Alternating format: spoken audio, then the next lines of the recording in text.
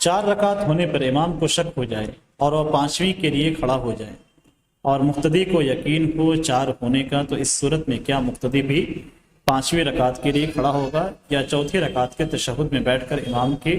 سلام پھیرنے کا انتظار کرے گا؟ اس مسئلے میں صحیح کیا ہے؟ اگر 4 رکعت والی نماز ہے اور امام میں غلطی سے 5ویں رکعت کے لیے کھڑا ہو گیا اور پیچھے سے تلقین کی گئی، تسبیح پڑھی گئی اور اس نے سنا، لیکن امام کو یقین ہے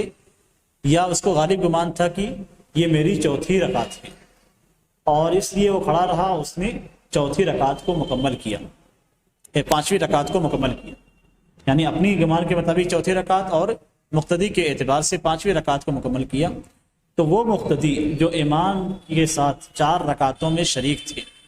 یعنی جنہوں نے امام کے ساتھ 4 رکعتیں پالی ہیں، وہ 5ویں رکعت کے لیے کھڑے نہیں ہوں گے۔ اگر انہیں یقین ہے کہ 5ویں رکعت ہے تو کسی بھی صورت میں کھڑے نہیں ہوں گے، لیکن اگر ان کو بھی شک ہے تو وہ کھڑے ہو سکتے ہیں، ان کو اگر شک ہے تو کھڑے ہو سکتے ہیں۔ جن افراد کو یقین ہے کہ امام یہ 5ویں رکعت پڑھا رہا ہے، وہ افراد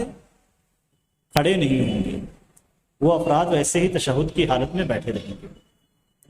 امام اپنی رکعت مکمل کرتا ہے، تشہد میں آتا ہے، تو ایسی صورت میں وہ افراد تشہد پڑھیں گے امام کے ساتھ، اور پھر جب امام سلام پھیرے گا تو وہ سلام پھیر دیں گے۔ اب اگر اس کے بعد بتلایا جاتا ہے امام کو کہ آپ نے 5 رکعت پڑھی ہے اور کسی طریقے سے اسے ثابت بھی کر دیا جاتا ہے اور امام سجدہ سہو کرتا ہے، تو یہ افراد جنہوں نے 4 رکعتیں پڑھی ہیں اور 5ویں رکعت میں شریک نہیں تھے، یہ سجدہ سہو نہیں کریں گے۔ وہ افراد جنہیں شک تھا اور امام کے ساتھ انہوں نے 5ویں رکعت ادا کی ہے، وہ افراد سجدہ سہو کریں گے۔ ان میں سے بھی وہ افراد جنہیں 5ویں رکعت کے دوران یاد پڑ جائے کہ یہ 5ویں رکعت پڑھی جا رہی ہے، وہ فوری طور سے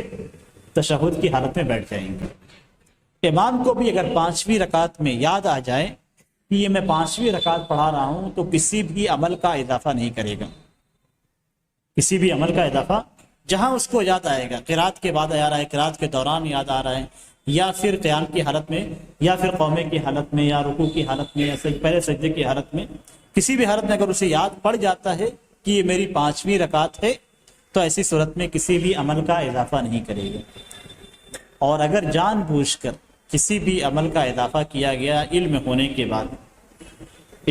بعد، تو ایسی صورت میں نماز باطل ہو جائے گی، نماز دہرانی ہوگی۔ یہ اس مسئلے سے متعلق ہے۔